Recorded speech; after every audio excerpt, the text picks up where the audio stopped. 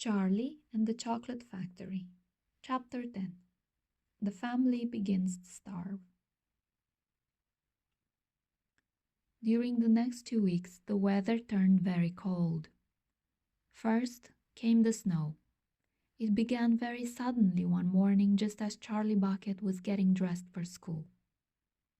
Standing by the window, he saw the huge flakes drifting slowly down out of an icy sky that was the color of steel.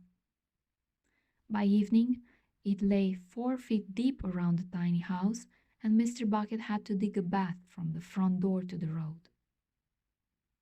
After the snow, there came a freezing gale that blew for days and days without stopping.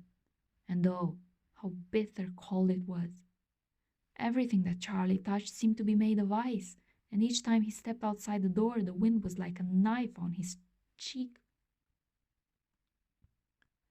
Inside the house, little jets of freezing air came rushing in through the sides of the windows and under the doors, and there was no place to go to escape them. The four old ones lay silent and huddled in their bed, trying to keep the cold out of their bones. The excitement over the golden tickets had long since been forgotten. Nobody in the family gave a thought now to anything except the two vital problems of trying to keep warm and trying to get enough to eat. There is something about very cold weather that gives one an enormous appetite. Most of us find ourselves beginning to crave rich steaming stews and hot apple pies and all kinds of delicious warming dishes. And because we are all a great deal luckier than we realize, we usually get what we want, or near enough. But Charlie Bucket never got what he wanted because the family couldn't afford it. And as the cold weather went on and on, he became ravenously and desperately hungry. Both bars of chocolate, the birthday one and the one Grandpa Joe had bought, had long since been nibbled away, and all he got now were those thin, cabbagey meals 3 times a day. Then, all at once, the meals became even thinner. The reason for this was that the toothpaste factory, the place where Mr. Bucket worked, suddenly went bust and had to close down. Quickly, Mr. Bucket tried to get another job, but he had no luck. In the end, the only way in which he managed to earn a few pennies was by shoveling snow in the streets. But it wasn't enough to buy even a quarter of the food that 7 people needed. The situation became desperate. Breakfast was a single slice of bread for each person now, and lunch was maybe half a boiled potato. Slowly but surely, everybody in the house began to starve. And every day, little Charlie Bucket, trudging through the snow on his way to school, would have to pass Mr. Willy Wonka's giant chocolate factory. And every day, as he came near to it, he would lift his small pointed nose high in the air and sniff the wonderful sweet smell of melting chocolate. Sometimes he would stand motionless outside the gates for several minutes on end, taking deep swallowing breaths as though he were trying to eat the smell itself. "That child," said Grandpa Joe, poking his head up from under the blanket one icy morning. "That child has got to have more food. It doesn't matter about us. We're too old to bother with, but a growing boy, he can't go on like this. He's beginning to look like a skeleton." "What can one do?" murmured Grandma Josephine miserably. "He refuses to take any of ours. I hear his mother tried to slip her own piece of bread onto his plate at breakfast this morning, but he wouldn't touch it. He made her take it back." "He's a fine little fellow," said Grandpa George. "He deserves better than this." The cruel weather went on, and every day Charlie Bucket grew thinner and thinner.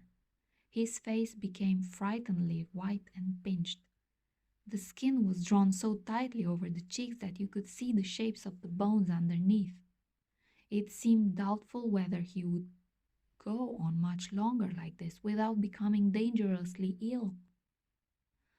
And now, very calmly, with that curious wisdom that seems to come so often to small children in times of hardship, he began to make little changes here and there in some of the things that he did, so as to save his strength. In the mornings, he left the house 10 minutes earlier, so that he could walk slowly to school without ever having to run. He sat quietly in the classroom during break, resting himself, while the others rushed outdoors and threw snowballs and wrestled in the snow. Everything he did now, he did slowly and carefully to prevent exhaustion. Then, one afternoon, walking back home with the icy wind in his face, and incidentally feeling hungrier than he had ever felt before, his eye was caught suddenly by something silvery lying in the gutter in the snow. Charlie stepped off the curb and bent down to examine it. Part of it was buried under the snow, but he saw at once what it was. It was a 50-pence piece. Quickly he looked around him. Has somebody just dropped it? No, that was impossible because of the way part of it was buried. Several people went hurrying past him on the pavement, their chins sunk deep in the collars of their coats, their feet crunching in the snow. None of them was searching for any money. None of them was taking the slightest notice of the small boy crouching in the gutter.